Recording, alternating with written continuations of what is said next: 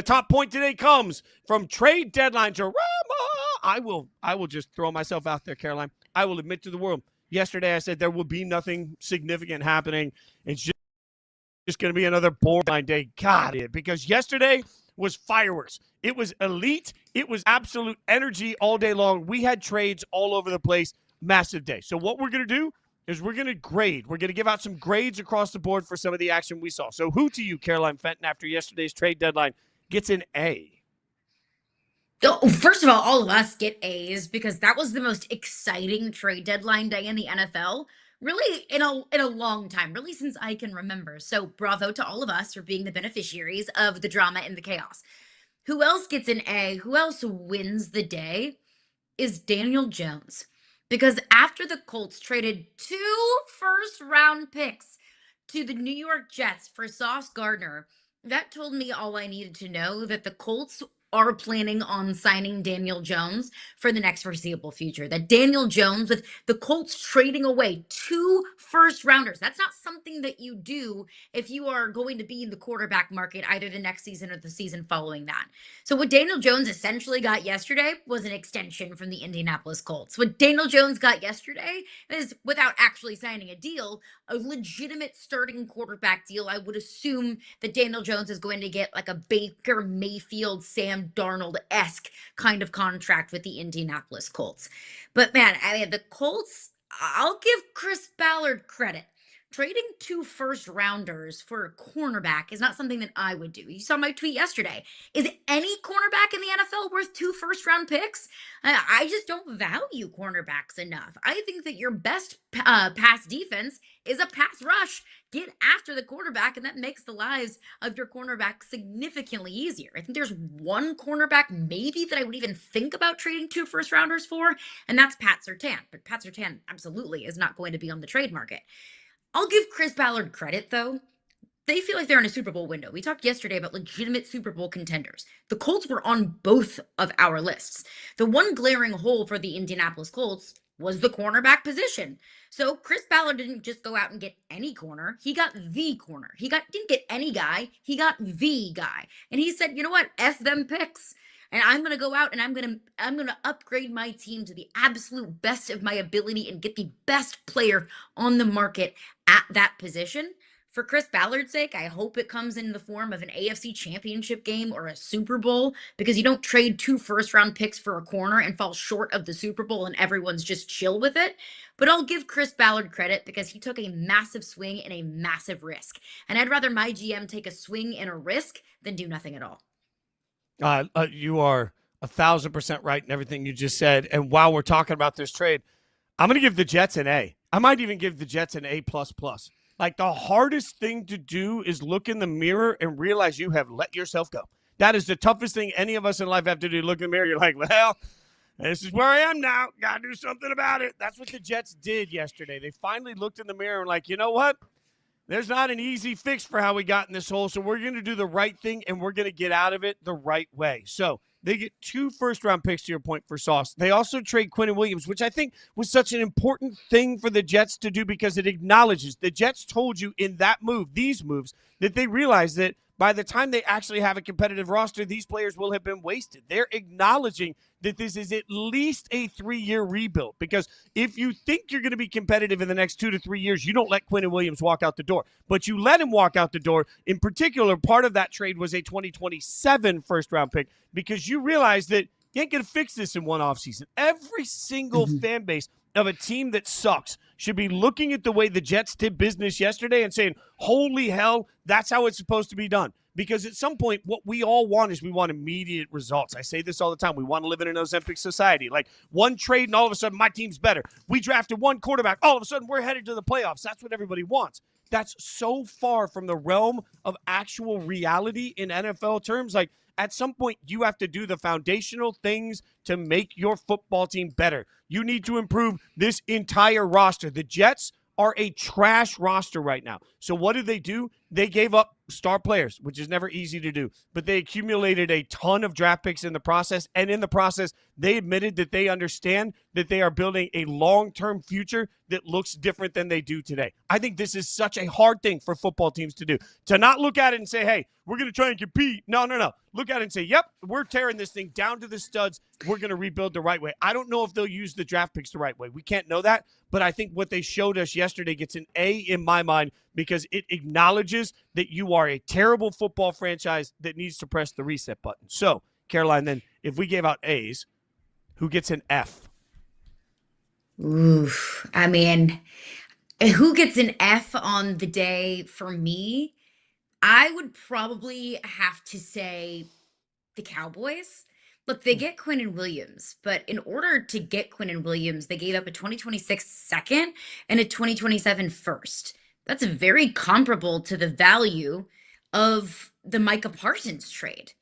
So what you just kind of and yes, sure, Quinnen Williams is younger, and yes, sure, Quinnen Williams is cheaper, but is Quinnen Williams that comparable to Micah Parsons in terms of his play?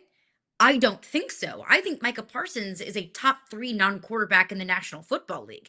I think Quinnen Williams is probably a top 5, top 10 defensive tackle in the NFL. And you're giving up a first and second rounder for that guy. Like, yes, it's a second. It's not 2 firsts, but second round picks, those are valuable. Second round picks can be instant impact kind of players. So you're giving up that kind of draft capital to do what?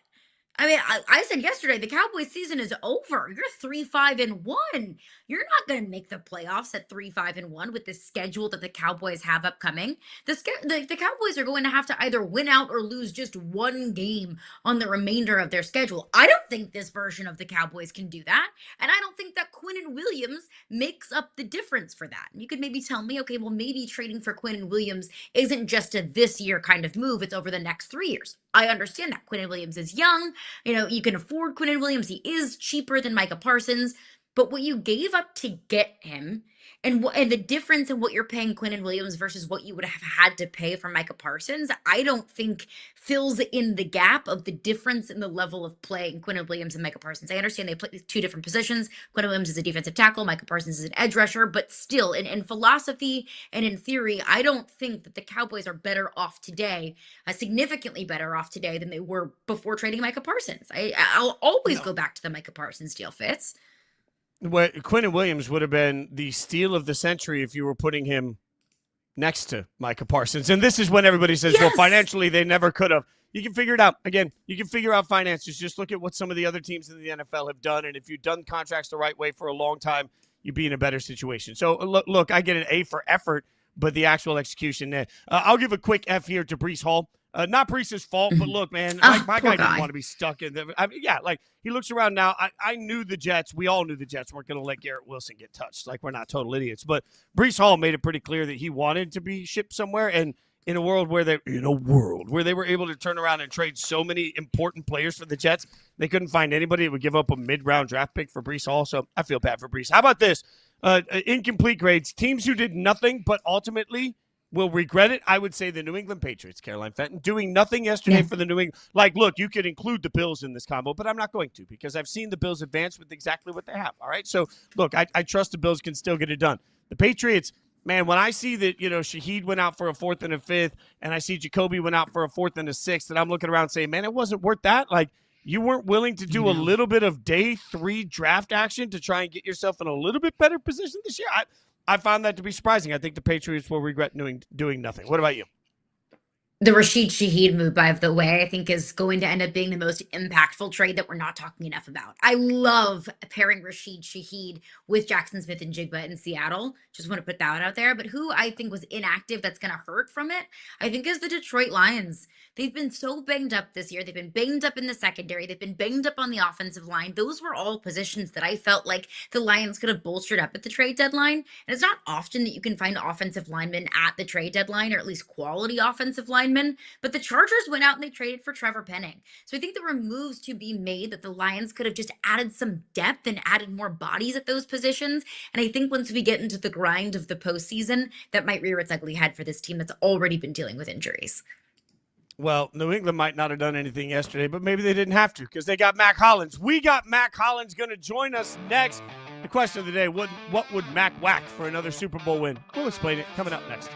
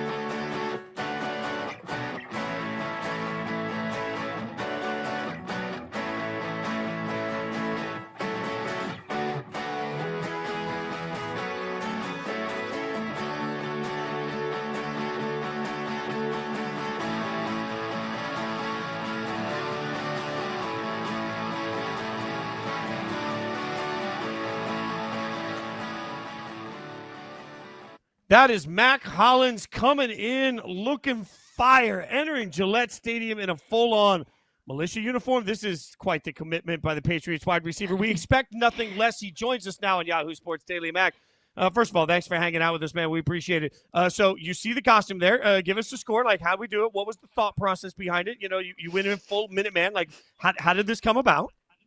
Yeah, so obviously, I guess I've become known for the outfits, but there's always a story behind them. And this one, a couple different things. It's the 250-year anniversary of the Revolutionary War, and then obviously the militia is something that the Patriots have that no other team has. So it's very unique to us. And that outfit is actually from a father and son duo, Gene and Gene. That is actually their outfit that they wore during the game. So I was able to use it for a little while before and represent. It's also salute the service this past weekend. So kind of a combination of a few different things all coming together. That's incredible. Multifaceted there. But one thing that I did notice about this costume is that you are, in fact, wearing shoes. In the past, you have been famously anti-shoe. So we're making an exception for Halloween. Yeah, so it's more the military than the Halloween. I have a younger brother in the military. Anything that is military related, I try to get as close to the uniform as possible. I have a lot of respect for our military and the things that they do, and I know that uniform is extremely important to them and the way that it's supposed to be done. So there are exceptions to my no-shoe policy, especially when the military is involved. Absolutely. Well, thanks so much to your brother and everyone out there for their service, and appreciate you giving them their due and appreciation. Where did the whole no shoe thing come from? It really started, so I got hurt maybe 8 years ago now, 7 years ago now, and just wasn't getting back healthy. I ended up finding these guys in Australia called Melbourne Muscular Therapy, Ninja and Aaron. They're like my guys. We talk every week. And I flew them out to Philly to try to get me healthy again, to play again. And they show up with no shoes on. And 7 years ago, I was the same way everybody looks at me now. I was like, what are y'all doing in South Philly with no shoes on? Y'all are out of your mind. Fast forward 2 or 3 years, I started training all the time barefoot. And a lot of guys do that in the offseason, especially just to get out of the cleats. The cleats are just notoriously bad for our feet. And about 3 years ago, I just said, what's the point? I try to get rid of things all the time. I have like 7 or 8 shirts. So I was like, why do I even have the shoes? One less thing to pack. And I just really started not wearing the shoes, and it's been great ever since.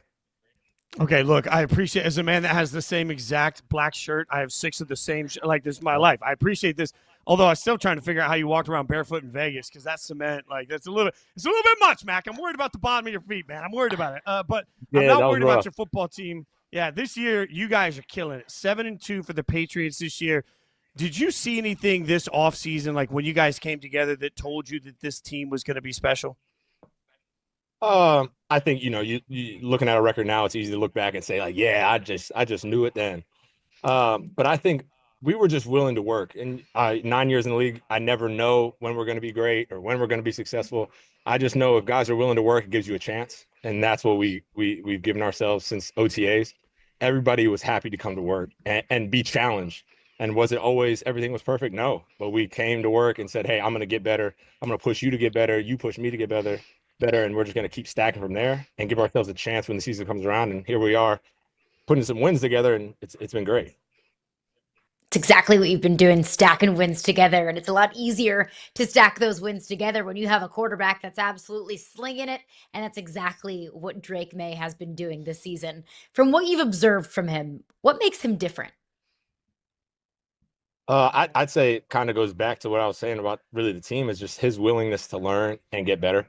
That every week, no matter whether he has success or not, he's coming in the next day and wanting to get coached. He wants to get better. He wants to come in the receiver meeting and come chop it up with the guys and say, hey, like, what are you guys seeing here? How can we be on the same page? He's going into the running back room saying, hey, I communicate with you better, whether it's pass protections or handing off the ball, whatever that is, with the tight ends, with the O-line, just constantly wanting to get better and improve his game, whether he had a great game or an average game. All right, Mac. Caroline and I both, full disclosure, had the opportunity when we were in Nashville. We each covered Vrabel a little bit, right? So we're pretty familiar with Coach, right? You've got an interesting dude as your head coach. What's it been like for Vrabel in this first year, trying to reset the culture with New England and just get everything on track for the Patriots? He's been great.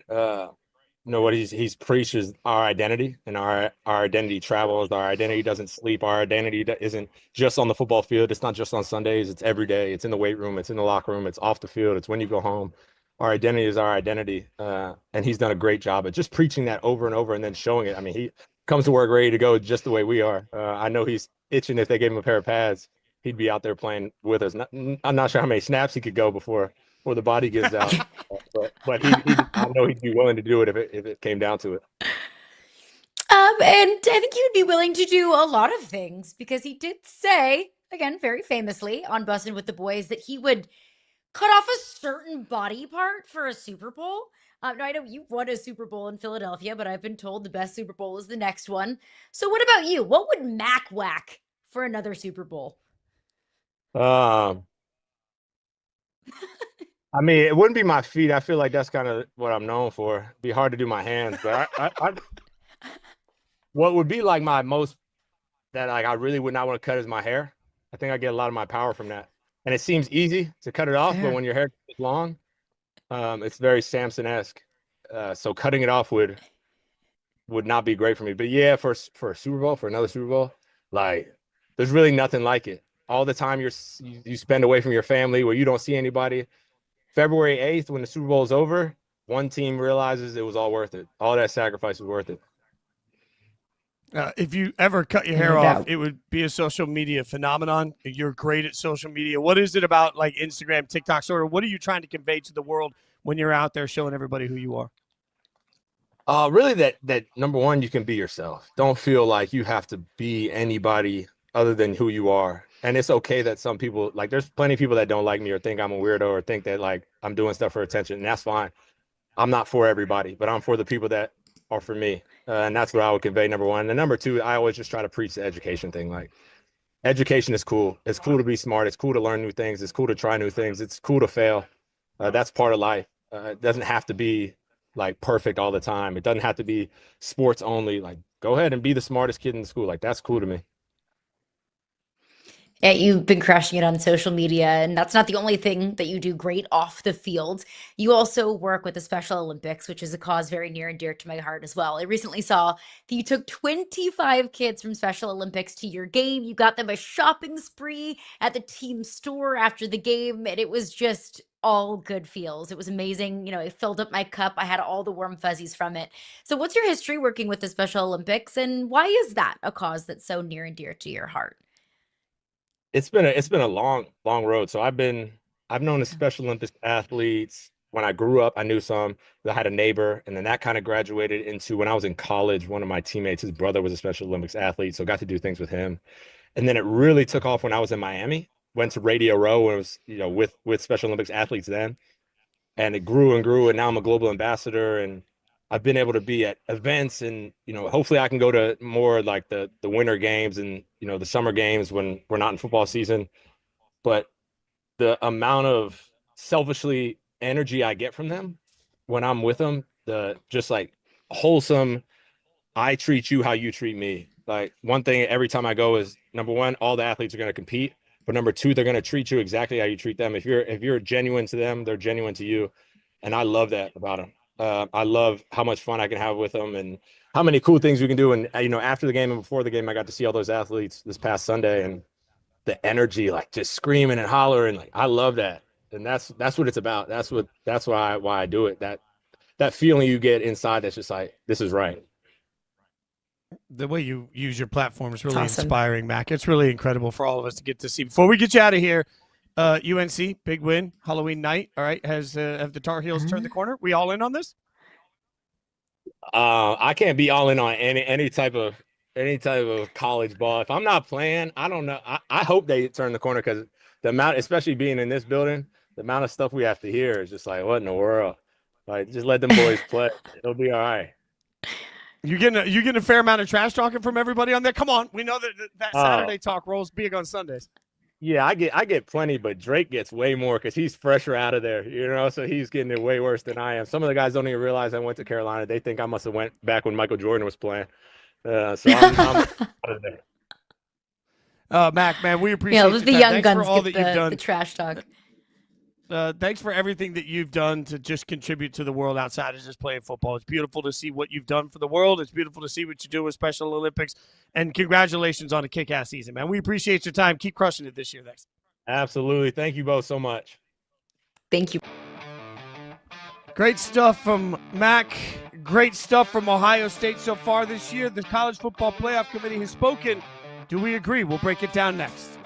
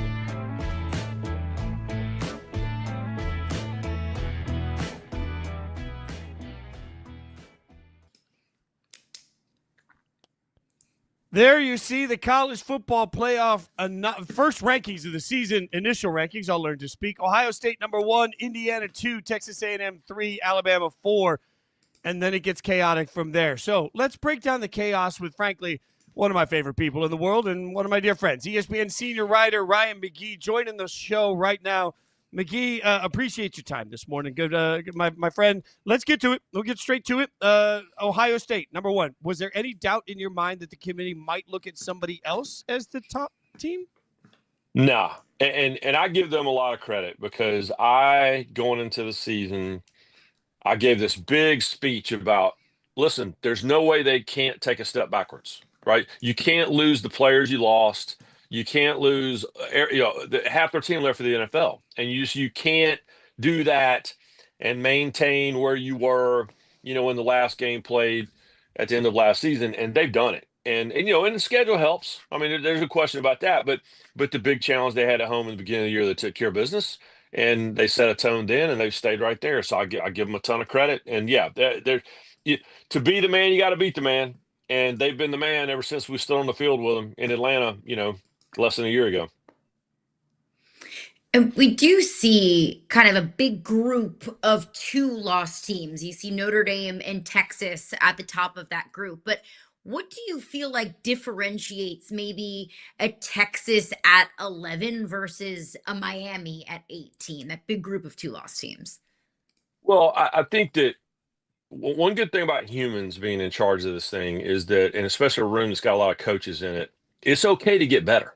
Right. It's okay to improve as the year goes on. And I stood on the sideline for the Texas Vanderbilt game last Saturday. And that team is light years beyond what they were, the team that we all saw lose and shock the world, and stumble through September. So the improvement is there. And also, you do get extra credit for playing in the SEC. And that's just a fact. And I think that's a well-earned fact, because the reality is that when Vanderbilt is playing like they're playing and Mississippi State is playing like they're playing and the middle of the conference is as good as it is, then you deserve those bonus points. So yeah, I think that Texas has improved. Whereas, some teams, I don't think if you watch Miami now versus Miami in September, I don't think you can say they've improved that much. And so I think that you're allowed to get better as the year goes on. And I think that having a committee make the decision, as we've had for so many years now, they take that into account. Okay, so what about in this whole process? We have no group of 5 team in the top Yeah. 25 at all. Are we buying that? No, I mean, the problem is they've done it to themselves. I mean, I did a story for College Game Day with Sorsby, the quarterback from Cincinnati, and I left thinking, man, they're going to go to Utah and take care of business, and they lost. And we've seen it with every team that has seized that number one spot, Memphis, whomever, with that group. Right now, the leader in the clubhouse with that group is Memphis. I mean, Fitz, you know this about me. I love I used to call them the gang of 5. Now I guess it's the gang of like 5.5, if you're including the 2-pack, And so I think that I like so I thought having Boise in the mix, talking about getting a bye, are they not, in the run they made last year, that's good for college football. And so I was a little disappointed that no one made the list at all when the rankings came out. But if Memphis takes care of business, they should be able to take care of that too. Yeah, but so stick there for a second, because I was talking to a Las Vegas radio station about this yesterday. Like, I think when you are a group of 5, you have a tremendous opportunity to get to the playoffs. It's a glorious thing. Yep. But you got to Yep. take care of your own business. And we could Yep. end up with a group of 5 team that's going to come in here just to get slaughtered by somebody this year I know. because it's not as good. Like, what's worse for the group of 5, not being in this thing at all or getting in and getting just reamed by 40 points?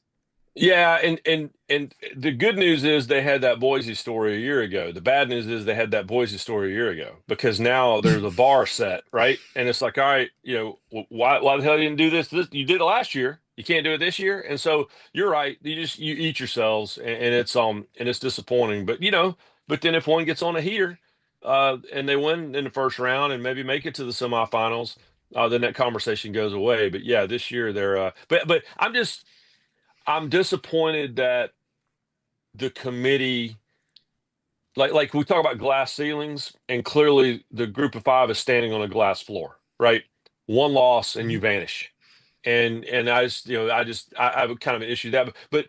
But Fitz, you and I sat together at least once, maybe a couple times, in these mock college football playoff selection committee meetings.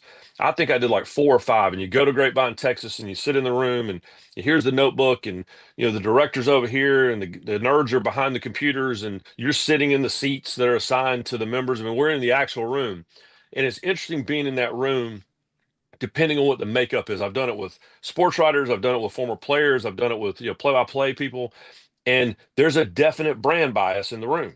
And it doesn't matter who's in the room. Now, sometimes, depending on if it's a bunch of ex-jocks, it's a lot stronger against a group of 5 than it is if it's a bunch of sports writers. But I think there's definitely a little bit of brand bias in the room, certainly based off the first rankings. But again, if they take care of their business, Memphis, if you're listening, if you take care of your business, you'll be okay. But you better at least show up for the first round, because, don't give them an excuse right now, as we're kind of setting in cement what the sport is going to be for the next 20 years, which is why everybody's panic in all these coaches' offices and in these athletic directors' offices. And I think that also applies to the perception of what the group of 5 is going to be going ahead. And that's the beauty and kind of negative of having humans on the committee, is you have human context that you can add into some of these rankings, but there's also human bias that exists in some of these rankings as well. But you talk about, winning out, taking care of business, being in charge of your own destiny. I look at Indiana, Texas A&M, Alabama, Georgia, all clumped within the top 5. If all of those teams take care of business and win out on the rest of their schedule, do you think, and so let's assume Ohio State does as well at number 1, they beat Michigan in the last game of the year, so on and so forth. Do any of those teams in the rest of the top 5 have the ability to leapfrog Ohio State, assuming all of these teams went out in the rest of their schedule? I mean, I don't think anyone with a loss can do it if Ohio State goes forward. I don't think that universe exists. But if Texas A&M takes care of business, and Texas A&M finishes undefeated and finally wins they've not won a conference championship of any kind since R.C. Slocum was head coach. They've not won a national championship since, I looked this up, Gone with the Wind was the #1 movie at the box office the last time A&M won a national championship. I'm not making it. And everyone in College Station gets so angry when I say it, but it's the absolute truth. And so if they run the table, they in that conference, they have a pretty good argument. And I think that it's funny. No one's talking about A&M. I talked to Marcel Reed again. I talked to Marcel Reed for game day a couple weeks ago. Love that kid. I think he should be on everyone's Heisman short list. But if A&M, I think they suffer a little bit perception-wise because they're A&M. Everyone's just waiting on them to lose a game. Everyone is waiting on them to let everyone down because that's just what they've always done. And so if this team takes care of their business and they win out and they win the SEC championship, presumably against Alabama, well, then I'd be really, really difficult for me to see for someone to not have a tremendous argument for them to be #1.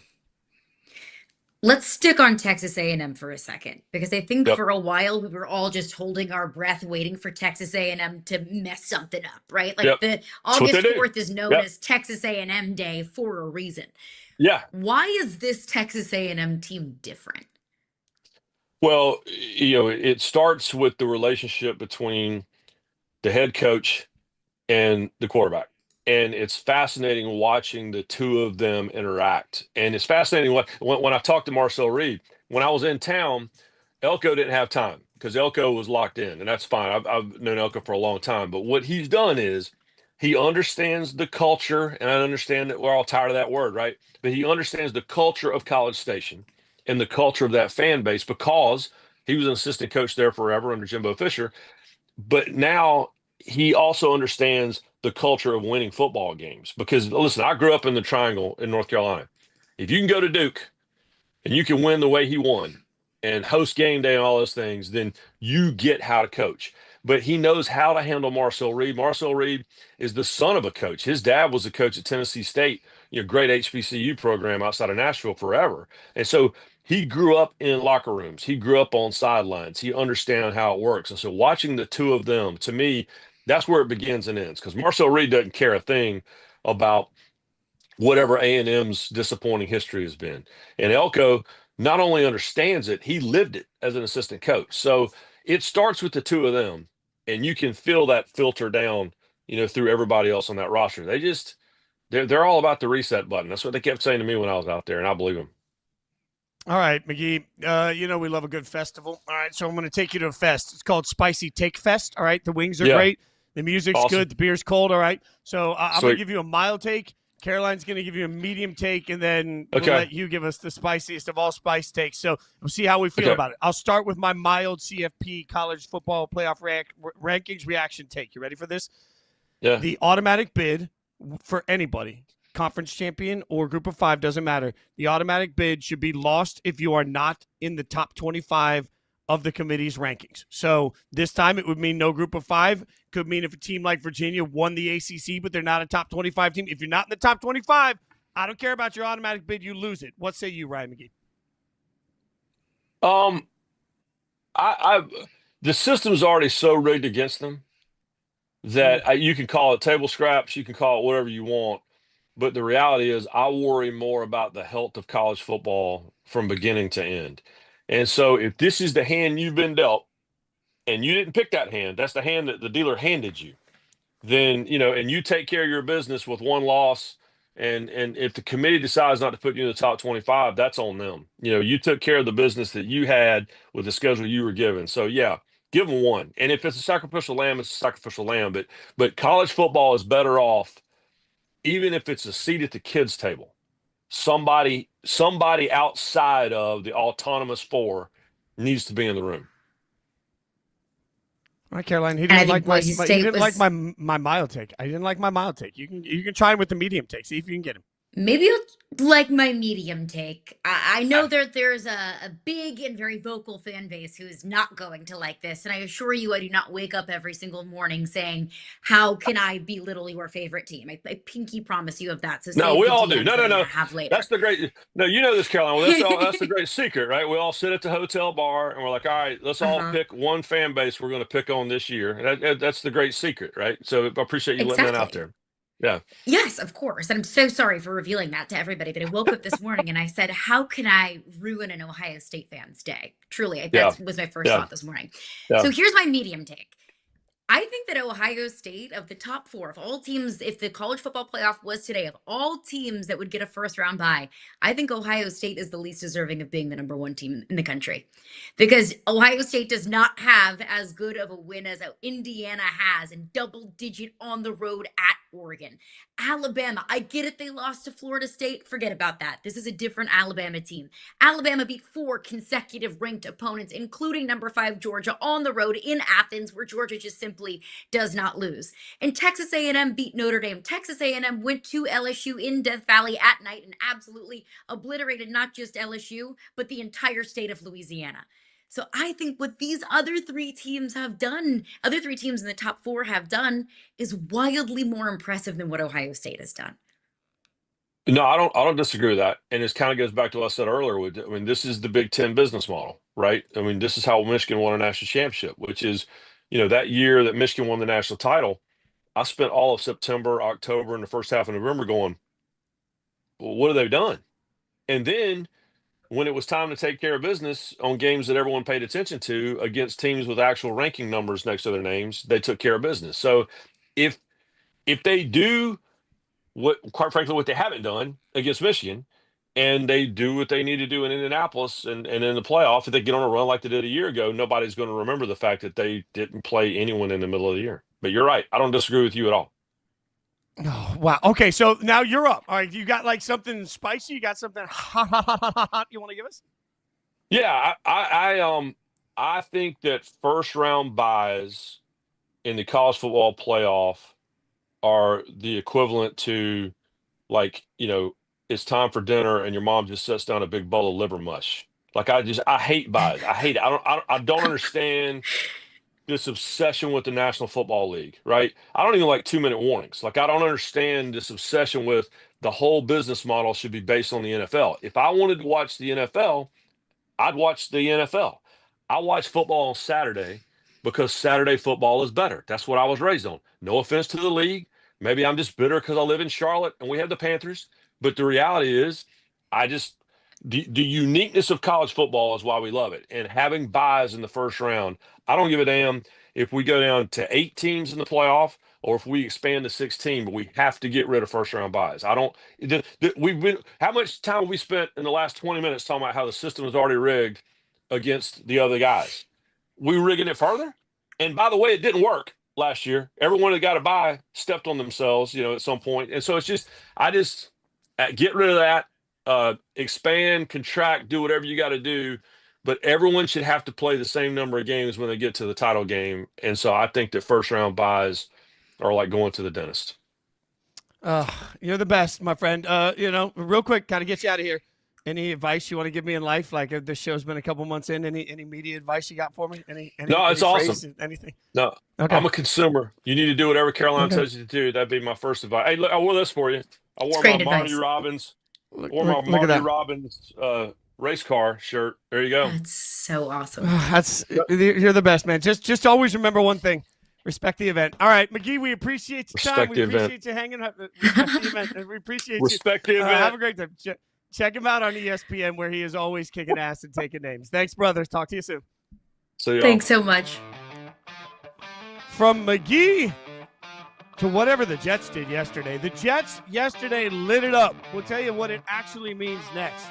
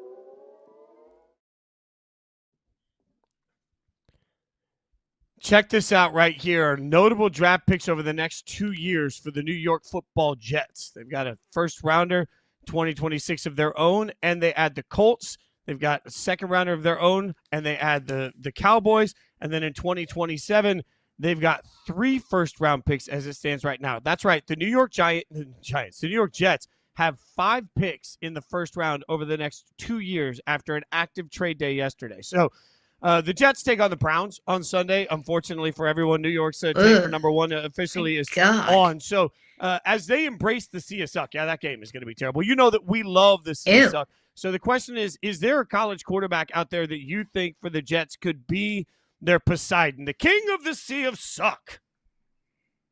No. No, I don't. I mean, the Jets are the kings of March through June. The Jets have nothing but optimism and hope around draft time, like before we get into training camp. Like the idea, the intrigue, the lore, and the legend of whoever they'll draft in the first round at this upcoming draft will be much more significant and substantial to the New York Jets than that quarterback actually will.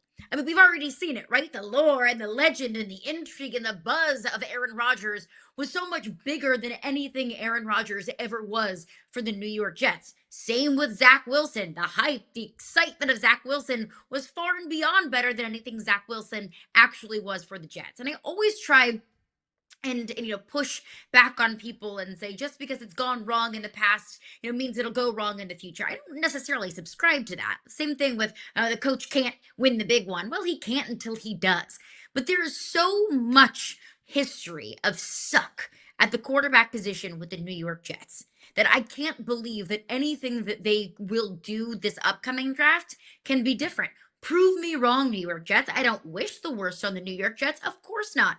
I think that Jets fans deserve good football because they have been living in the toilet bowl for so long. I just can't believe that Fernando Mendoza or a Dante Moore or a Ty Simpson or any of these other college quarterbacks are going to be the savior in New York, because no other quarterback has been the savior in New York over the last decade plus. Wasn't Sam Darnold, wasn't Zach Wilson, wasn't even MVP Aaron Rodgers. So why would any of these guys be different? Yeah, you're right. And this is where Jets fans, please listen to me for a second without your heart and use your head. Because I think if you use your head, what you'll figure out is that you have 5 first-round draft picks over the next 2 years. I beg you, do not trade all of those if that's what you think you have to do to try and move up and take a quarterback at number 1 overall. And this is where everybody says I'm crazy, but I want to reiterate this over and over and over again. Just because you have the number 1 overall pick doesn't mean you're going to find the franchise savior at quarterback, and it doesn't even really mean it's any easier. Like right now, do the Titans truly know that Cam Ward is a franchise savior? No. Do the Bears absolutely for certain know that Caleb Williams is a franchise savior? Keep going back beyond that. Look at number 1 overall selections at the quarterback position over the last decade. Jameis Winston, Jared Goff, I'll give you an okay on that. Baker Mayfield, Kyler Murray, Joe Burrow, yes, absolutely. Trevor Lawrence, Bryce Young, Like, go across the board and tell me how many of those are can't miss. Now, look at the quarterbacks that you are actually chasing. The quarterback you wish your team had. Patrick Mahomes, not drafted in the top 10. Josh Allen, not drafted in the top 10. Lamar Jackson, not drafted in the top 10. Jalen Hurts, not drafted in the top 10. Dak Prescott, not drafted in the top 10. What are you doing? At some point, you need to address your entire roster. Nobody wants to hear this, but the most powerful thing that the Jets got was 5 first-round picks. That's 5 opportunities to go out and get a great player. And if one happens to be a quarterback, if you roll on a quarterback, great. Take your chances at a quarterback. But if you trade a bunch of those picks to move up for a quarterback,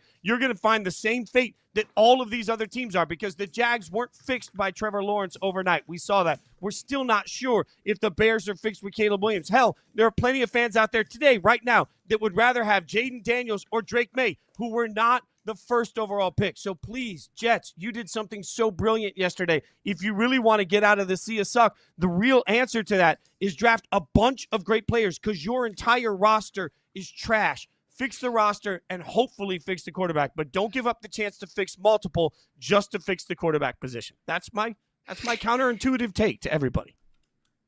I don't disagree, but I will push back a little bit. One, I don't think it's going to take the Jets, a significant number of picks to move up to draft a quarterback because they're already going to be in that position. Like they're already in contention Possible. for the number one overall pick.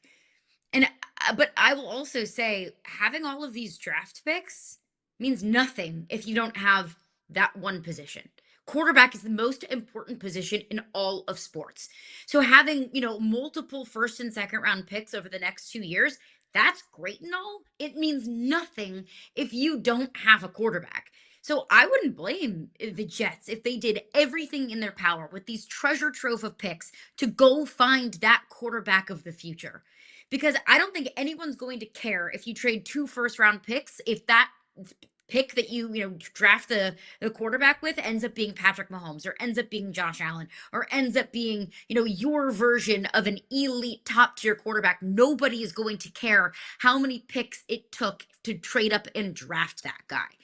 But I also look at drafts in the past. Let's look at the 2020 Miami Dolphins draft when they had 3 first round picks. They took Tua Tagovailoa with the 5th overall pick. I don't think Tua's, knocking anybody's socks off. And they drafted offensive tackle Austin Jackson. And then they took 30th overall cornerback Noah. I'm not even going to attempt to pronounce his last name because I know I'm going to butcher it and sound disrespectful. That draft isn't great. I don't think you're going to write home about that draft. So having all of those picks doesn't mean that you're necessarily going to get it right. But what you have with those picks is equity and opportunities to trade up, to trade back, and package those picks for players that you do think can be impact players. But overall, my biggest takeaway from this is Jets, you have the equity. Go out and get the only position, not the only, the biggest position of impact, and that's the quarterback position. And that's what the Jets have been missing the last decade plus. Yeah, you're right that you go out, you draft Jaden, and it makes the Commanders immediately better, and that's what everybody's chasing. Yeah. But what are we looking at right now? Like Daniel Jones is perceived to be so much better today than he was a year ago. Well, in part, that's because he's a better team around him, right? Like we watched Mac Jones win a bunch of games for the 49ers this year. Why? It's not because Mac Jones is suddenly an epic quarterback. It's because it's a really good team around him.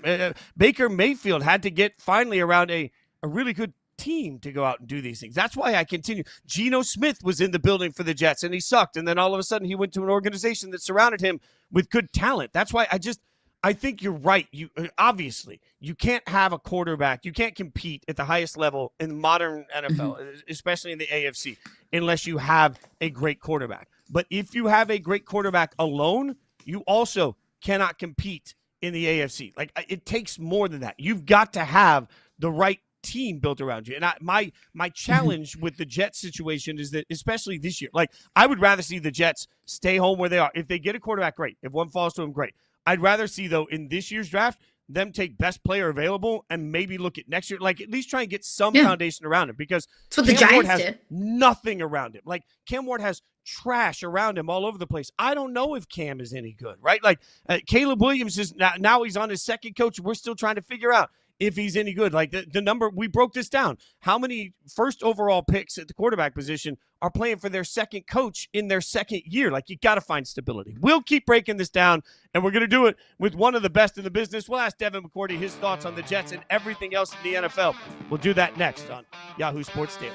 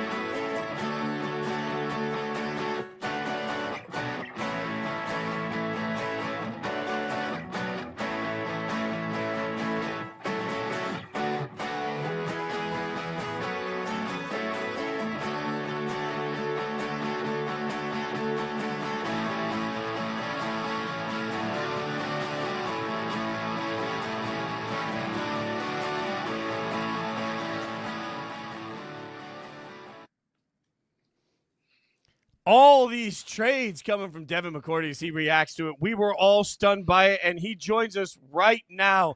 Longtime NFL player, and you watch him every single week on Football Night in America, one of our favorite shows in all the land. Devin McCourty, appreciate your time, man. What was your reaction to somebody that played and like you're in this thing every single week when you saw how much the Colts paid for Sauce? What immediately came to your mind? It was a little shocking. I think it was obviously a position of need. I think it changes the way they can play defense, having a guy like Sauce Gardner. But I just didn't imagine 2 first-round picks and A.D. Mitchell, who, if things work out, like, honestly, he was probably the best route runner and overall receiver on that Colts team. It's just, he has a lot of other things going on. So it's hard to kind of tell what the worth is and value in the NFL. It's like, when do you trade a guy? How much does a team want him? Like, I never would imagine the Micah Parsons and who he has become as an elite pass rusher would go for kind of the same thing as Sauce Gardner. It was a little surprising to me. Yeah, I'm glad that you brought up A.D. Mitchell, though, because I think that's getting lost in the conversation behind the 2 first-round picks. I think A.D. Mitchell to the Jets is a great fit, but you don't trade 2 first-round picks for Sauce Gardner if you're not pushing all of your chips into the middle for a Super Bowl. So with the addition of Sauce Gardner, do the Colts now have a Super Bowl defense? Yeah, I think so. And I actually like the move. I think too often in this league, you see everybody kind of go all in on the future. And you guys were talking about it before I got on air. It's like, oh, we got all these picks. Now you can do what? Like, it's yet to be seen, rather than you say, hey, we have a good football team. We're at top of the AFC. Let's go get Sauce Gardner. Let's pair him with our group and see if we can go win a Super Bowl. Like, that to me is what builds culture. That's what I got to do in New England all the time. Trade deadline. It was never selling pieces. It was like, all right, who are 1 or 2 guys we can bring in and be the difference and going to compete for a Super Bowl? And I think the Colts have that kind of roster. So, like, why not go all in? If it doesn't work out, you regroup, you try to make the best roster for next year and go do the same thing, rather than the approach of, for some fan bases, every year, all hope you have is on the future. Like, that sucks as a fan. Walk me through what it means to the locker room, right? Because you've been in these Super Bowl locker rooms. So here your team that's playing above the skis of what most of us expected, right? You're having this great season. You make a big move yesterday. How does that sort of impact the way the guys feel today when they go to work? Yeah, for me, it reminds me of 2012. We traded for Aqib Talib coming from Tampa. And it was like, okay, we got that piece. Now, we lost in the AFC Championship that year, but it was like, man, we just brought in a guy that when you looked at our overall defense, we had a good defense, but it wasn't elite. We didn't have like that one guy that can come in and say, hey, I got this guy. I'm going to take him out of the game and allow you to do different things, game planning. So not only for like the defense, the overall team, the offense, the special, like everyone knows that guy. So when a Sauce Gardner comes in, you say, you know what? I'm going to stay extra today. I'm going to catch a few more balls off the jug machine. You know what? I'm going to study a little bit more film because I don't want to be the guy that's not the difference maker and why we reach our highest potential. So it definitely helps the locker room. I think it makes everybody work a little harder to see how far your team can go. And you really you get to feel it. And I think that's what builds not only for this year for the Colts, it turns into the years after, whether it's next year, the year after that. Like, it turns your franchise and your organization into one of those teams that we say, well, we know every year, we know this team's going to be there. And I think that's what everyone should be chasing. Hey, you've lived this. You played the game. You won 3 Super Bowls, which saves some for the rest of us. But from your evaluation of what you've seen from the league, who passes that Super Bowl eyeball test? Who looks like legitimate Super Bowl contenders? Well, I mean, you can never look past the best guys that play the quarterback position. So no matter how the Chiefs look, no matter what goes week in and week out, unless they were like 1-6 or at the bottom of the AFC, you have to believe that this team in any type of playoff setting, they will find a way to be there at the end. I think you look at them. I still look at the Eagles. The Rams, I would also throw in one of the teams that I really like and I love what they did yesterday is the Seattle Seahawks. I think they have a defense that is a defense that can go compete with anybody, go make plays offensively, putting up big numbers, and then you add Rashid Shaheed. I think it just makes that team even better. I've picked them to win the division. But this year, I think different than some other years, to me, there's like 3 or 4 teams on both sides that you legit could say, hey, I see this team being there at the end and a chance to win a Super Bowl. And I think it's mainly because they have good teams, and then they have the X factor in that quarterback position that we have faith in that says, hey, we can go win the game. And as I say, Seattle, I think that's the question mark for Sam Darnold. Can he get over that hump? Baker Mayfield has made us believers in that he could get over. And obviously, you have Matt Stafford, Josh Allen, Mahomes. If Lamar Jackson and Baltimore continue to play at the level they are with the schedule they have in front of them, they'll also be there at the end probably. Yeah, and to that point, it doesn't feel like, at least right now from what we've seen, that it's just, okay, Chiefs, Bills, Eagles. So you bring up the Bucks, you bring up the Seahawks. We talked about, the Colts, the Lions are in that conversation as well. So many teams that feel like they can get there. It feels like there's more parity in the NFL than we've seen in a long time. In your opinion, is that a good thing for the league? Yeah, I love it. I love turning on the games. We watch the games every Sunday. We're all in studio. We're watching on all these screens. The worst thing is those 1 o'clock slates when you watch and it's like, oh, well, we only got one game today to pay attention to because every other game's a blow. Like, that's brutal. And I think you saw, especially this week, we watched Minnesota, last Thursday play against the Chargers, and we're like, well, whatever we thought of Minnesota, they're out of it. Then they come back Sunday and they beat Detroit, a team that I think we thought was finally getting over the hump. They were getting healthy, and they come out and they win that game. And I think that's the joy of the NFL, of seeing kind of movement. Aaron Rodgers in Pittsburgh, Sunday night we have them against the Packers. They're done. Defense is too bad. Come back and beat the Red Hot Colts. Now all of a sudden, hey, can Baltimore come back and win that division? Or does Pittsburgh? All of these question marks, especially as we get deeper into November, and the way when we had a phrase, football starts after Thanksgiving. That's when it's time to build towards being a championship team. Now, like, we're starting to see this thing heat up. All right, the Colts look like they're human again. All right, like, who's going to step up and win? I kind of love that part of it. I'm excited this week to watch the Tampa Bay New England game. New England's been running through teams. Tampa is a really good football team. So how does that matchup work out? So definitely exciting times in the NFL right now. I mean, you spent 13 years with the Patriots, right? Like, a lot of us thought the Patriots yesterday might be movers at the trade deadline. Were you surprised that they were kind of quiet? I think they probably did. And what I've learned from some of the better GMs or front office people is everything can be done, but it's got to be done at the right value. You got to like the value you're going to get somebody at. And I think it's the same thing we talked about, all of the rumors about the Chiefs and Breece Hall, and they wanted to get Breece Hall supposedly for a 4th-round pick.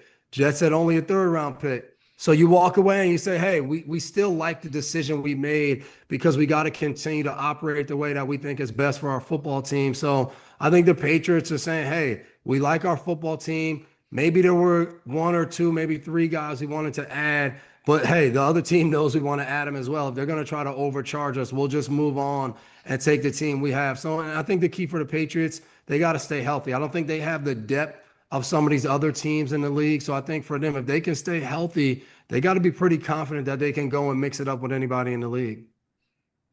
They had so much hype. The Patriots had so much hype going into the season. The Patriots have delivered, if not even exceeded, the level of hype that they got in the preseason. Could you make the case that the Patriots are the best team in the AFC? Yeah, I definitely think you can make that case. They sit at top of the AFC right now. And I think it all comes down to the game we watched, a few weeks ago on Sunday Night Football when they played against the Buffalo Bills and they were able to go toe to toe with the Bills, beat the Bills. Some of the other wins, as we've looked the last few weeks, haven't been as impressive. But I think what they do have, they have an aggressive defense. They understand how to play, top down. They're going to make you drive the field. And then offensively, when you have, an explosive offense, you have a quarterback that everyone's saying the best deep ball thrower in the league right now. That's what you kind of consider. Hey, this is a team that can go win in the playoffs. If you play good defense, create explosive plays. And now I think they got to focus on one of the biggest things for me with the Patriots are the sloppy football. Like, you cannot turn the ball over as you get deeper in the season. They lost to the Steelers earlier this season because of 5 turnovers. Drake Maye, as well as he's played last game, the interception that was kind of a error between him and Hunter Henry they talked about. But then the fumble before the half, you can't play that way. So I think if they fix those things, I would be pretty confident if I'm the Patriots that, hey, we're a year or maybe 2 years ahead of schedule. Let's take advantage the same way the Washington Commanders did last year with Jaden Daniels of no one thought they'd be in the NFC Championship. But if your team's there, quarterback on a rookie contract, let's go out there and win as many games because it makes us more attractive in free agency for guys saying, I want to go play because I want to play with Drake Maye. So, but it's interesting to me, right? Because you got those 3 trophies behind you. We keep thinking about that. And I think about like Brady versus Manning and what that whole era was like. And look, obviously we want to find the modern Brady versus Manning, but that feels almost impossible in the modern AFC because there's so many good, like you can put Mahomes and you can put Josh Allen. Maybe you end up putting Drake Maye into this conversation and Justin Herbert, like so many of these quarterbacks. How are we supposed to judge success of quarterbacks in this era when there are so many that aren't going to get a Super Bowl because of Mahomes' greatness? Yeah, I mean, it reminds you of basketball, right? The Michael Jordan era of how great was Charles Barkley, how great were all Patrick Ewing, all these great players that I think now when we look back, like we marvel at how great they were. And I think that's going to be a little bit of this group. And even within the Manning and, the Brady era, Ben Roethlisberger still snuck in there and he got his championship. So there's going to be guys that get in there. Joe Flacco on the Baltimore Ravens, so I think that's going to define who gets in there and gets their Super Bowls. Who gets the Super Bowls at the end of the Mahomes, the Allen, the Lamar Jackson, like who goes in there and gets the Super Bowls? Because I've made the argument, living in New Jersey now, you got the Giants fans who Eli Manning is a Hall of Famer. And I agree. Like you take down Goliath twice, you definitely deserve it. But look at Jalen Hurts. Now in this Patrick Mahomes era, he's sitting here with a Super Bowl. And now you look up and you're like, man, he's played in 2 Super Bowls. He's outplayed Mahomes. If they go get another Super Bowl, we have to walk away from this era talking about, man, Jalen Hurts and the Philadelphia Eagles, what they were able to do in an era that was marked by Patrick Mahomes and Andy Reid and those great Chiefs teams. That's super impressive. So I think there's a way, and I think the guys that get the 1 or 2 Super Bowls in this era will be the guys we end up talking about right after talking about Mahomes. So this upcoming Sunday night, you'll be covering Pittsburgh Steelers and the Chargers, 2 teams that if the season ended today would both be in the playoffs, but also 2 teams that I feel like we as a football society are very hesitant to truly trust. Of these 2 teams, who do you feel like isn't getting the love that they deserve? Well, I don't think either team deserves any more love. The Steelers, I think their inconsistencies are why people don't love them right now. Like we were in Pittsburgh for the Pittsburgh Green Bay Sunday night football game, and myself and Chris Sims were doing a podcast as the fourth quarter's wrapping up. Fans are walking by cursing us, not cursing us out, but cursing their team out as they're still playing in the fourth quarter. How bad the defense is. They're chanting fire Mike Tomlin, like all of the craziness you could imagine. And then the very next week, they come in, they handle the Indianapolis Colts like it's nothing. So I would say, which team do I feel better about right now? I feel better about the Steelers only because the Chargers offensive line just continues to get beat up. They continue to just get guys hurt. Now with Joe Alt out for the year, we saw the difference Joe Alt makes when he's in the lineup for Justin Herbert. Herbert right now, I think going forward is going to be asked to do so much, whether that's scrambling, whether that's making the right throws, making the right reads, play in and play out. And oh yeah, he's going to have to do this probably under 3 seconds a majority of the game. I think that's going to be really tough on them. I think now they got to play a Pittsburgh Steelers team that should come in confident. And I think defensively, the Steelers they kind of found how they want to play. I think they're going to be a little bit more conservative, first and second down, 2 high safeties, try to play some zone, play some 2 high with man underneath. And then in kind of the third down, pressure situations, they got to have it moments. They're going to play some man, and they're going to let these guys, TJ Watt and Highsmith, get after the quarterback. And if Pittsburgh can play from ahead in this game, I think it's going to be really tough for the Chargers because if they go one-dimensional, they're not going to be able to stop this pass rush. Real quick before we get you out of here, Football Night in America crew, you guys been busting out the dance moves lately, sharing them on social. Who's the best dancer on the Football Night in America? And I'm going to clip this off and send it to Maria. So just so you know, Like, she's going to know what you have to say about this. I'm just letting you change your answer if you want. No, Maria's like that annoying sister that you never wanted. We're always bickering and arguing, so I have no problem telling the truth about it. I'll give you this. Maria's like the coach of this. She got this whole thing going, all her idea, but she didn't know. Like, I'm the best dancer.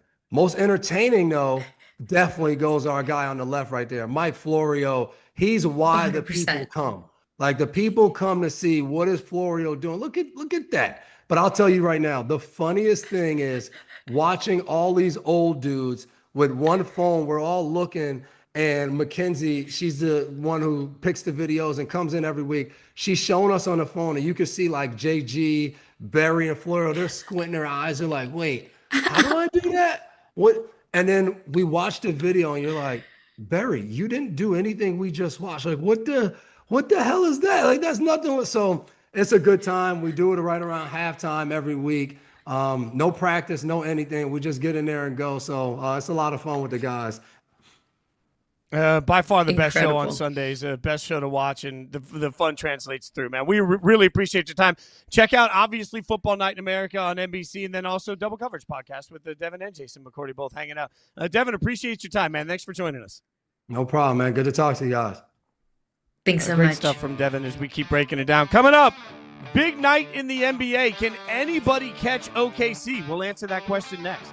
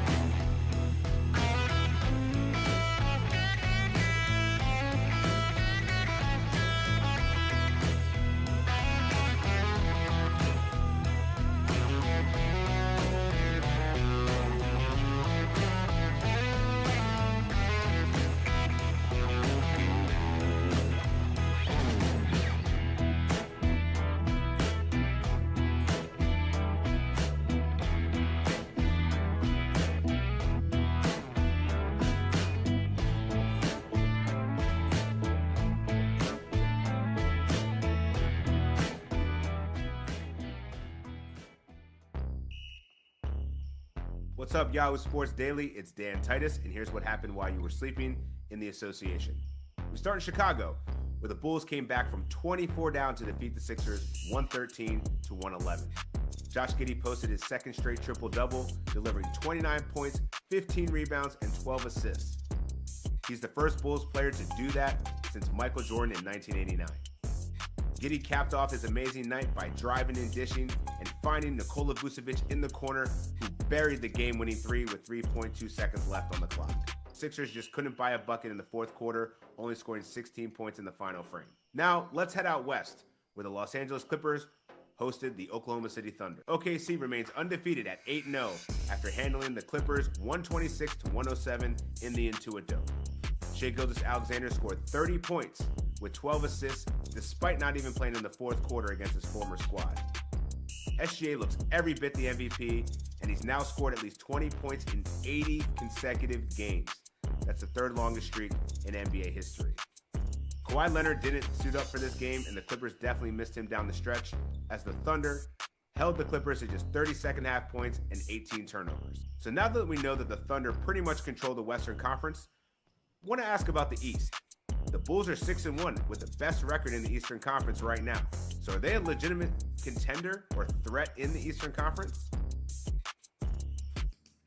Titus, appreciate the work on that. Great job getting us updated. And he asked the question, are the Bulls a legit contender? And Caroline, these are tough games. If I'm going to be honest, this is a tough game for me to have a great takeaway about the Bulls on, because for the majority of the game, the Bulls were getting their butts whooped. Like, this was a 76ers win until all of a sudden it wasn't a 76ers win. And I want to give a ton of credit to the comeback, because the comeback certainly is substantial. But if you're asking me what plays forward for the rest of a season, like what I believe in more, what we saw from the 76ers was indicative of what we see most of this season. Like, Maxey looks like a man possessed right now. And the way they move the football, the way they move the basketball, particularly in finding open looks, I think is impressive for the 76ers. So even though the Bulls won, am I crazy to say that I think that the 76ers are actually the better contender in the East moving forward?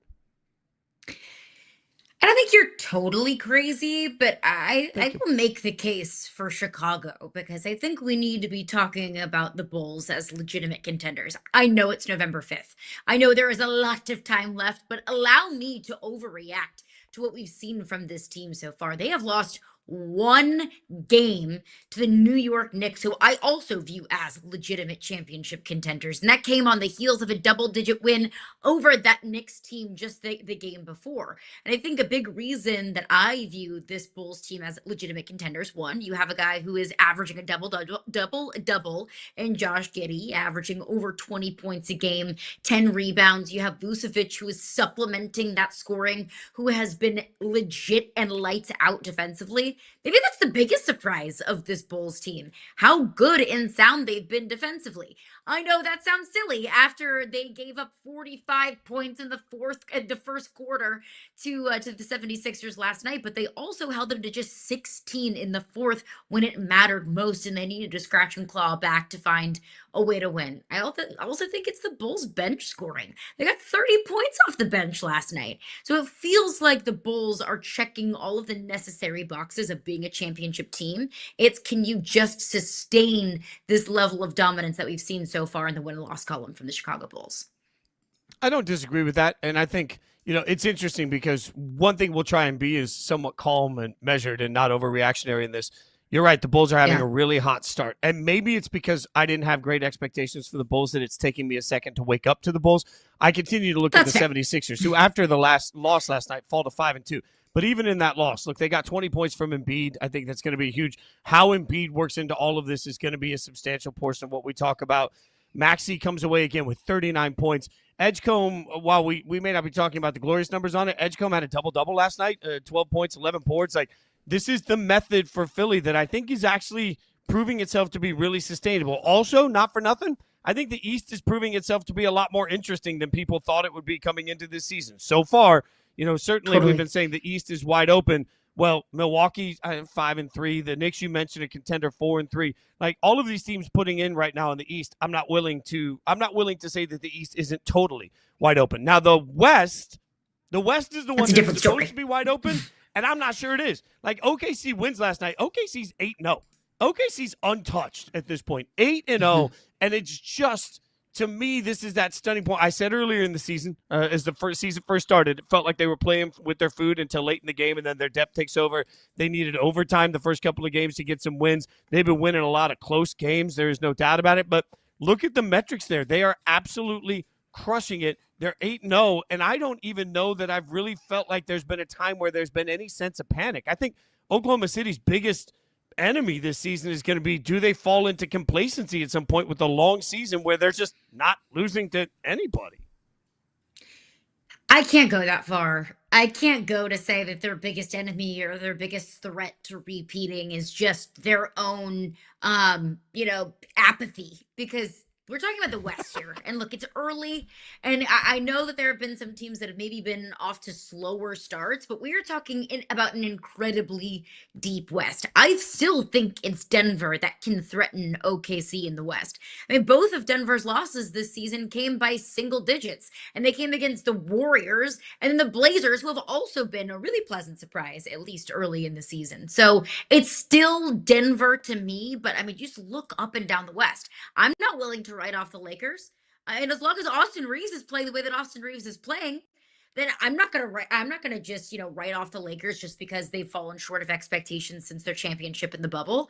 I think the Rockets absolutely can be contenders in the West. So I think the hot start is very encouraging, especially for me who picked OKC to go back to the finals. So woohoo, win for me on November 5th. But overall, I'm not willing to say today on November 5th that it's, OKC has an incredibly clear path to get back to the finals. Not in this West. Absolutely not. Okay, I'll give you the fair argument of chaos could be a big part of this conversation, right? And I picked Denver coming into it, and I should feel good about Denver at 4-2. I feel better about the Lakers. Like, if you ask me right now who I think can challenge OKC the most in the West, why not the Lakers? Because they are doing all of this without LeBron. And remember, when we asked Wendy yesterday, hey, do they even need LeBron? Are they better off without him? Wendy took about a third of a second before he shut my hot take down. And he's right. Like, at the end of the day, he's right. But at some point, what we got to look at is who will the Lakers be as the season goes on? One of the benefits of LeBron getting this time is, they can take the time getting him back. So because the Lakers are playing so well at 6-2, they can take plenty of time and just ease him on back whenever he's fully ready. That also means at the end of the season, when we get into the playoffs, we're going to get a more rested version of LeBron. So you're going to get a guy that's like really not as stressed out as he usually is going into the playoffs, hasn't played as many minutes as he's used to, coming back to a Lakers team that right now is just, they're winning a lot of games without LeBron. I think if you had gone in before the season started and said, hey, no LeBron, 6-2, Austin Reeves becomes a superstar in this process, we would all say, okay, wait, got to recalibrate. Like, I'm recalibrating the power rankings of the West, and to me, it's time to start admitting that the Lakers look like the biggest threat to OKC, especially because it's not one guy, it's not two guys, it's three guys that will be able to beat you, presuming they all get on the court together at some point. Yeah, whenever, going into this season, I was power ranking the West. Obviously it was OKC, and obviously it was Denver. I put San Antonio in that conversation as well, because as long as Wemby can stay healthy and stay on the court, I think that why not the Spurs? Why can't the Spurs be in this conversation? Understanding that they're young and they have a lot of figuring out how to win to do. I still think the Spurs can be a contender in the West. The T-Wolves. The Blazers, I guess, but I think the Blazers, again, have been, a much better surprise to me than I would have anticipated. The Blazers are cute right now. I'm going to be condescending. The Blazers are cute. The Blazers, it's cute. It's cute. Go ahead. The Blazers have been better than I thought they would be. And also, it's November 5th. I can already hear people saying, it's early. We know that. We're saying that. We're acknowledging that. But that's all that we have to evaluate right now. Honestly, the Lakers weren't really at the forefront of my mind as legitimate contenders in the West, just because it felt like the Lakers were such a far cry from being a true contender in the West. But now, no, absolutely not. Why not the Lakers, to your point? I mean, if Luka can stay healthy, Austin Reeves continues this trajectory that he's been on of averaging 30+ points a game, and then you get LeBron back and healthy. I think we brought up yesterday to Wendy the idea of are the Lakers even need LeBron? Should the Lakers trade LeBron? And Wendy was like, haha, yeah, no. It is obscene to even consider that the Lakers would be better off without LeBron James. So that's just an added net positive when LeBron James does come back and gets healthy. Yeah, well, one of the teams not in contention. I know we've been saying that. It is stacked. No, we know that. One team not part of the stat conversation is the Clippers. The Clippers take the L last night. The Clippers suck so far. But they also take the L off the court. Steve Ballmer being sued by 11 former investors in Aspiration, the company at the center of the scandal involving the Clippers and Kawhi Leonard, alleging that he was funneling the company's money to Kawhi Leonard. So I guess the question is, Caroline, is do we believe that this is going to get us any answers before the NBA actually finishes its investigation? Unfortunately, no. I can hope for the best, and I can hope that the truth and justice comes to light in the NBA, brings the hammer down if he does in fact, and it does come to light that Steve Ballmer was circumventing the cap. But overall, I don't have faith. I like to think there's still good in the world, but overall, money wins out, and Steve Ballmer has a whole heck of a lot of it. So I can't believe that we get anything resolute anytime soon. Yeah, well, the one thing I would say is that this is the very beginning of a long civil process. And civil processes mean that somebody gets to give their side and then the other team gets to give their side. And I also think it's probably fair to say right now, a buddy of mine that was an attorney years ago said people in lawsuits rarely win because they're right. They mostly win because they can afford the best lawyers. That's not always true in today's society in civil lawsuits, but I certainly wouldn't want to be out affording Steve Ballmer when it comes to the legal system. So I have a sneaky suspicion all of this is going to get very quiet and very negotiated. And then just like the entire controversy, it's just going to go away. I know NBA fans desperately want answers, but we continue to hear that those desperate answers aren't coming anytime soon. All right. Speaking of NBA and what the NBA could be worried about, should the NBA be worried about what happened in Major League Baseball last week? We'll tell you about it.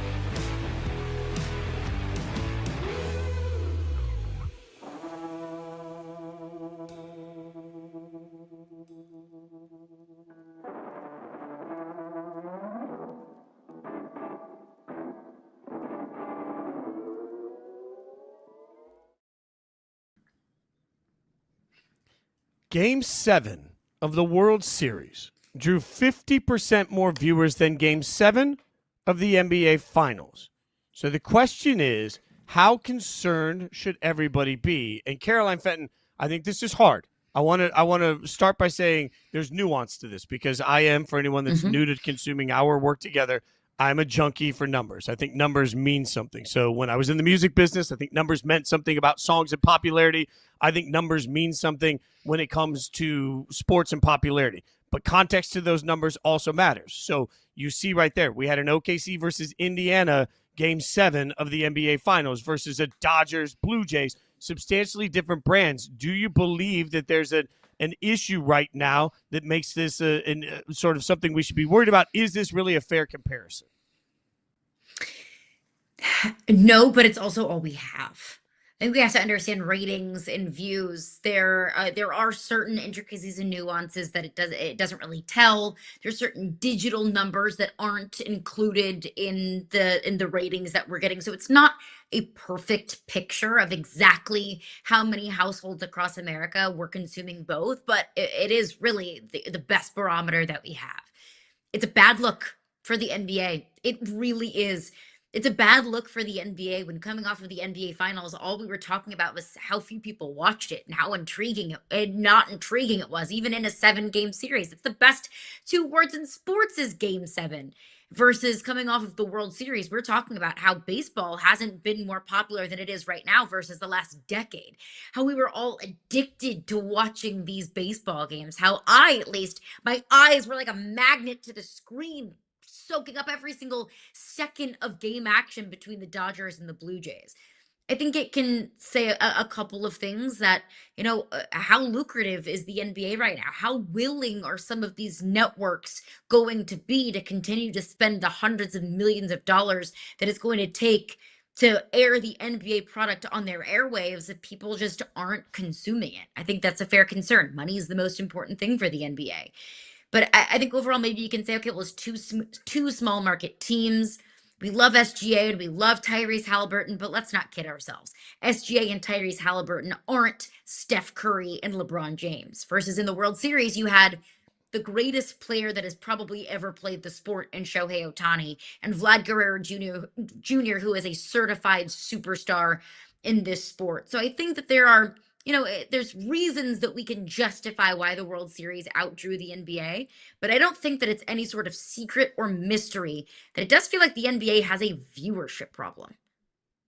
Well, and part of this, so to your point, I think the only comp would be, do we believe that the Major League Baseball would have outperformed by 50% over a LeBron James in the finals with the Lakers against, let's say, the Raptors in a very, if that's our game 7 of the series, do we believe that it would still be crushed like that? I have a hard time believing that, but also I think part of what needs to be understood here is the nuance of modern metrics. Like, I go back to where you and I first met, working at the time, SportsCenter on Snapchat on ESPN.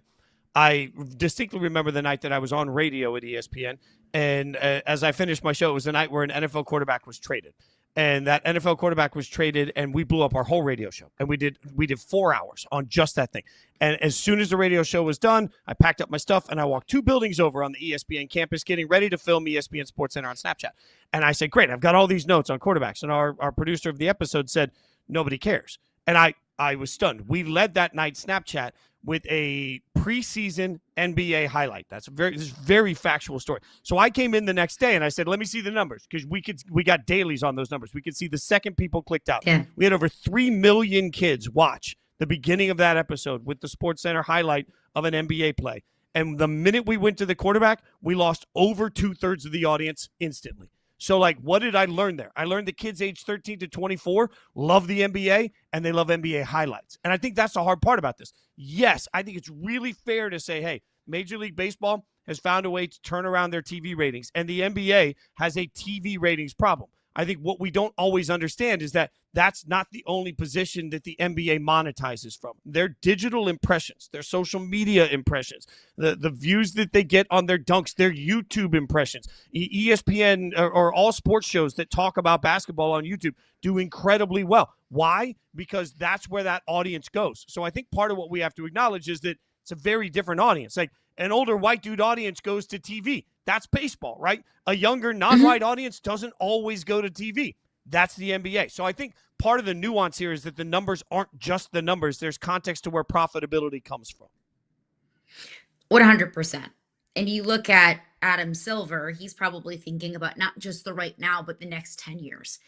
And those kids who flock to SportsCenter on Snapchat to watch, whoever's highlights from an NBA preseason game, well, ultimately they're going to grow up and make their own money and spend their money on cable packages and NBA subscriptions and NBA season tickets, that it's almost investing in the young people right now that might not monetize as much as cable dollars, because look, YouTube and social money is great. It's not the same as TV package money, but it's almost investing in the young right now, because understanding that it can or will or could pay off over the next 10 to 15 years. I do totally understand that. And baseball and basketball are 2 different audiences. But I think one thing that baseball is doing is bridging that gap. I would be really intrigued to talk to, let's say, boys that are 13 to 16 years old. Are they more into baseball now than maybe 13 to 16-year-olds 10 years ago? I think that they are. I don't have numbers to back that up, but I do have a feeling to back that up of the popularity level of baseball and how that's been growing, the marketability of these players. Because about 10 to 15 years ago, you probably couldn't identify Mike Trout on the street.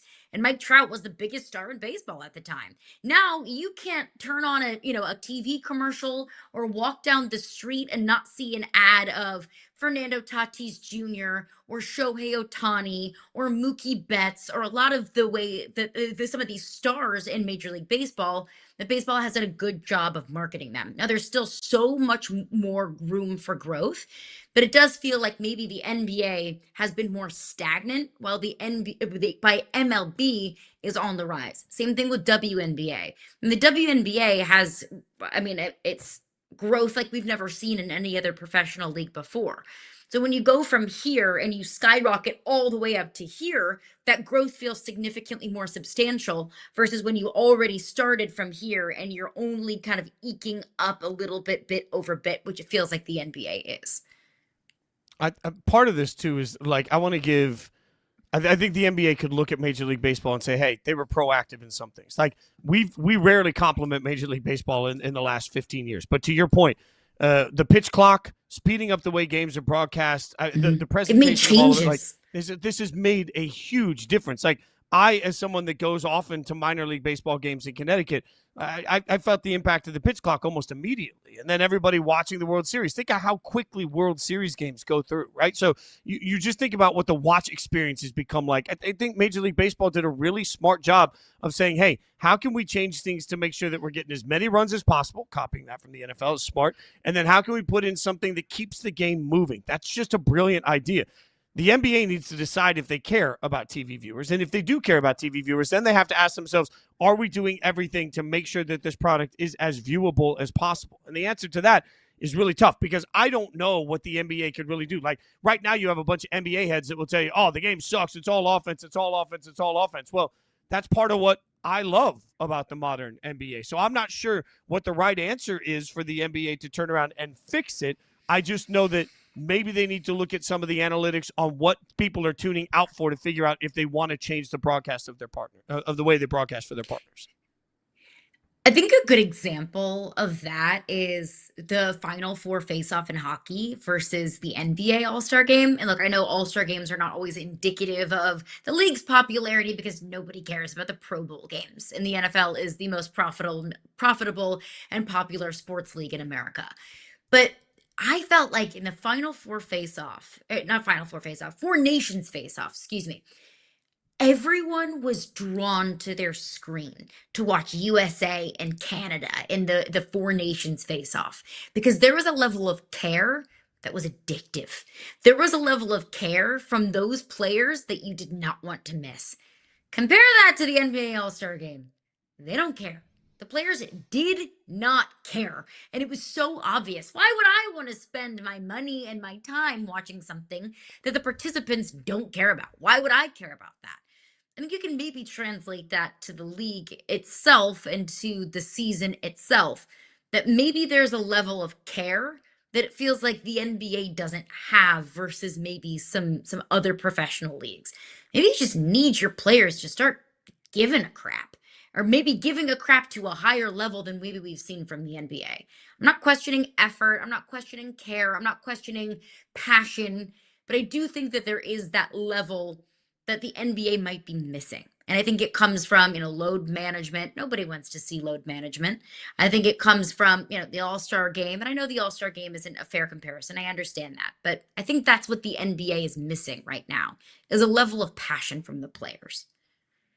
I will continue to die on the hill that it is the fault of players and media for how we cover the game that has created load management. The fact of the matter is you can go out and you could have an undefeated regular season, and if you don't win a championship, TV shows and broadcasters and former players are going to sit there and say it doesn't matter. So if we've turned the NBA into the only thing that matters is a championship, what we've really done is we've told everybody that Tuesday night regular season NBA games are meaningless. Yeah. And when you do that for long enough, that's the narrative everybody buys. So why are we going to ask a player to go out and play like their life depends on it on a Tuesday night when we know that even if they win that Tuesday night, if they don't win a ring, it's going to turn around and become a negative to their career somehow. Like, we have put such an emphasis only on who wins the NBA championship that we have in the way that we cover the broadcast partners of the NBA and their players and their former players. The way everybody involved covers the sports has created load management, and now we're angry at the very issue that we helped create. Make games matter in the regular season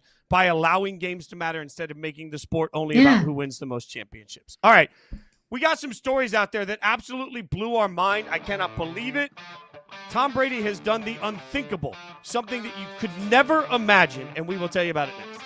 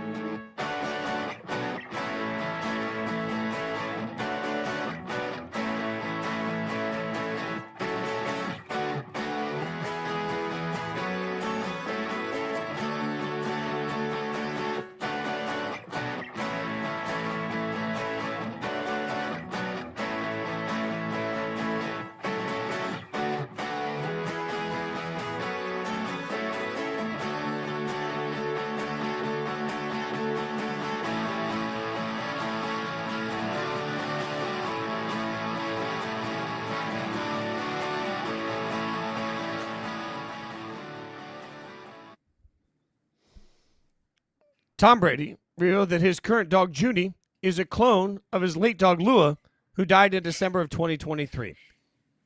He used a company that went viral for recreating dire wolves. Caroline, we are dog lovers on this show, and like dog fanatics. And we both have dogs. We both love dogs. For anyone that doesn't know, on my left arm, 2 dogs that I lost to old age are tattooed on my left arm, and their ashes were used in the ink, and that was my way of keeping those dogs with me forever. So, I have my dogs tattooed on my body. I understand the wild pain of losing an animal. For me, it's absolutely been suffocating. This feels so. I don't know how to feel about it. On one minute, I'm like, this is a great idea, I would do it. The next minute, I'm like, does it really curtail your sadness when you lose one, that you've got one that looks just I don't know, Caroline. I don't know how to feel about it. I cry about my dog's death that hasn't happened, like, more than I should. Like, I think about my dog dying, and that's enough to just send me into a tailspin. Nope, maybe a little bit of a pun intended there. I don't know. I kind of have, like, kombucha girl reaction feelings about this. Of, like, on one hand, I'm like, I get it. Like, if I could clone my dog, I would. Like, that's how I feel. It's like, ooh, I don't know. That's weird. Like, your dog's now a science experiment. But also, you can make your dog live forever, which is what I would sign up for in an absolute heartbeat. But, like, also, like, like, there's a lot of, like, dogs that need homes, that need loving homes, and you just recreated your old one in a factory, like, in a lab. So I don't know if I like this. I don't know if I'm on board for it. I get it. But I don't know if I like it. It feels icky. I've gone back and forth on it so many times. My initial reaction was, yes, I want to know how to do this. I will. I don't care. I don't care how much money it costs. I will do this. And then an hour later, I'm like, you still have to go through the grieving process of the one you lose. I don't know. And I love this. Someone do a blood test on That's Drake Maye. incredible. Like, we're not that. Like, Patriots fans are already convinced it's cloned. This is not the only what the fudge story that we got yesterday, because I love fudge at this time of the year. Another WTF story that hit the timeline yesterday, Live Golf. All right, Live Golf has announced that they're going to transition to 72 holes effective at the start of next season. Now, you might be like me, and I'm going to be fully honest with the world and say, okay, why is that a big deal? Only until I found out that Live Golf, maybe I should have known this, is named Live Golf because of the Roman numeral 54, because it's a 54-hole golf league. So they're changing the entire premise of what they're doing with Live Golf by going to 72 holes. It feels like grasping at desperate straws. Okay. Like, go crazy, Live Golf. Like, I think I have just put mental blockers up in my brain to weed out any and all news about the Live Golf Tour. So, I mean, okay, great. Enjoy it. I hope all 72 of those holes are just a jolly good time. I really do. It helps them, as you see there, appease the OWGR, which is the official World Golf Rankings, gives their players opportunity to score points. So it makes it easier for people that are part of Live to be part of that. That creates opportunities for the players to qualify for the 4 major championships. These are all important things. These are all important pieces for the players that have decided to be part of Live. I think this is also a reminder that Live has looked around and realized that nobody cares about Live Golf. Let's be honest. No. Just raise your hand in the room if you're watching this right now, and raise your hand at the last time somebody in your circle of friends said, wait, cancel the plans list this weekend. Live is happening. It just doesn't happen. Like, they tried something. They put a bunch of money into it. They tried to make everybody give a damn about it. It didn't work. So now they're conforming to make your product like everybody else so that the golfers involved can still be part of these other events so that they can continue to get shine. All of it just screams to acknowledgement that Live is not working. Like, Live is, in fact, dying. Am I allowed to do that? Live Golf is Live is dying? dead. Yeah. Yeah. I mean, Okay. good for all those golfers that are now, cajillionaires because of the money that they got from Live. Like, that's what you signed up for. You're going to be taken care of. Your kids' will be taken care of, and your kids' will be taken care of. That's great. You got the check. But if you want to be part of some of these PGA Tour events, I don't know. Maybe you should have stayed with the PGA Tour. This still is that moment where you just got to remind everybody to understand what you're taking on. And anytime you are going to take on the masses, if you are going to create something that you think can be your own version of something else, number one, you have to have a very long-term plan. And you have to understand that you're not going to make money doing it for a long time. Like, this is just business 101. Number two, you've got to make sure that when you set up that plan is going to stay consistent, I believe. Because if you launch under the guise of this is how we do things, and then you immediately start changing, what you send is a message of desperation from the outset. This is why every time we see weird football leagues start, I covered the XFL for ESPN. When you see these other leagues start, number one thing I always say is, like, are you ready to bury your heels into the ground dig your heels into the ground to be exactly who you say you're going to be for however long it takes to grow? It's not an overnight process. So for Liv to start making changes just sends the message that Liv understands that nobody really cares. And so now you're going to do whatever you can to become part of more of the conversation. It's really difficult to get people, especially in the modern world, to pay attention to anything. We live in a society where if you walk in, it's like walking into any room as a library and you just say, I want a book. Okay, there's millions of books. How do you find the book that you want? More content, more sports, more creativity, more everything is out there every single day. How do you separate? I don't know the answer to that. Most of us don't know the answer to that. But you don't separate by changing who you are and what you do fundamentally to try and appease the masses when you're just in the beginning stages. Live Golf has no problems with money. My thing is that it just feels fishy that they're already trying to change what they do to try and get anybody to pay more attention. One more WTF. Let me give you one more here. How about this one? Reports are surfacing of a former Atlanta Hawks exec who's been accused of embezzling $3.8 million, spending it on vacations and cars. We're talking like Bahamas, Switzerland, Porsches. How is that possible? He almost got away with embezzling. Like, what point do you look around and say, oh, I'm probably at that gonna get caught level? And also, I don't know how long this was going on, but I'm sure in order to embezzle $4 million, it takes a little bit of time. You probably do that over an extended period of time. So it's not like, oh, hey, where did this $4 million hole come from? I'm sure this person, I don't know, like takes pictures, like takes vacation time whenever they're in the Bahamas and Switzerland and Europe and doing all of these wonderful, amazing things. I'm sure that, their workmates and colleagues see him or her or they in driving into work into the garage with a brand new Porsche. At what point do you say, man, we have the same job as this person, and I can't afford a Porsche and a trip to Switzerland. Where is this person getting all of this money? Maybe OnlyFans, good for them, but like, where in the world are they getting this money from? So, I mean, terrible, awful, don't steal money, don't steal things from people. I mean, it's just a basic fundamental moral of human life. But man, I hope they had a good time in Switzerland. I really do. Because man, oh man, would I love a Porsche and would I love a trip to the Bahamas. I mean, there's so many elements to this. Like, most normal people don't make good criminals. It's just true. Like, if you are just That's a a good normal thing. person, you're probably not going to, right, at the end of the day. And then, like, if you ever need life advice, just go to classic country music songs. The great Kenny Rogers once said, you got to know when to hold them, know when to fold them, know when to walk away, know when to run. This all applies to this. Like, when you are embezzling $3.8 million, you got to know when to hold them, got to know when to take that money. You got to know when to fold them. When you're done, you got to know when to walk away. And most importantly, when to run. Like, if you took a vacation to Switzerland, stay there. You can't be extradited. Like, just stay. If you're going to embezzle $3.8 million, then make it $4.5 million and take the last portion of it with you in a bank account to Switzerland, where then you just stay there forever. It's like, guess what?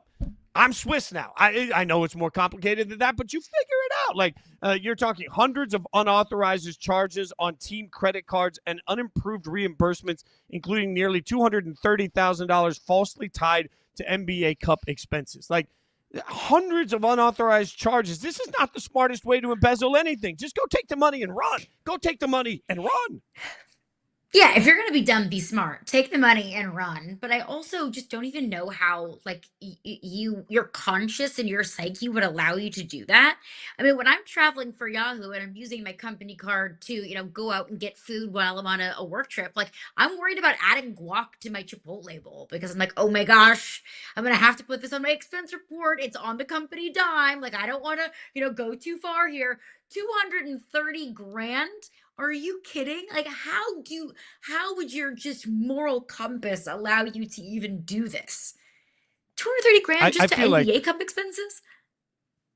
I've got like a standing text with our great boss, Matt Ufford, about twice a year where Ufford texts me and he's like, hey, got to get your expenses submitted. Do it now. They're going to take away your credit card. Like, there's some moment of where your checks and balances that you're getting away. Like, I'm bad about remembering to fill out my expense reports. Like, I TPS They're not reports, fun. not great for me. That's not something I'm great. I'm not great at doing that. Like, at what point do the Hawks, how much, I mean, $230,000 in NBA Cup expenses, and nobody sits there and checks and balances that? Like, this is the staggering Atlanta Hawks. You guys might want to find a new controller to take a look at your employee expenses. For and most real. importantly, just remember, if you're gonna embezzle the money, stay in Switzerland. That's the most important thing you Just could have go learned to from Yahoo Mexico. Sports Daily. Mexico's great too. Like, you know what? Live on an all-inclusive for the rest of your life with the earnings that you embezzled. We're here to help you be Go to the criminals. White Tomorrow Lotus. we'll help you be normal contributors to society. Yahoo Sports Daily coming back at you 9 a.m. tomorrow. Thanks so much for watching. Have a great day.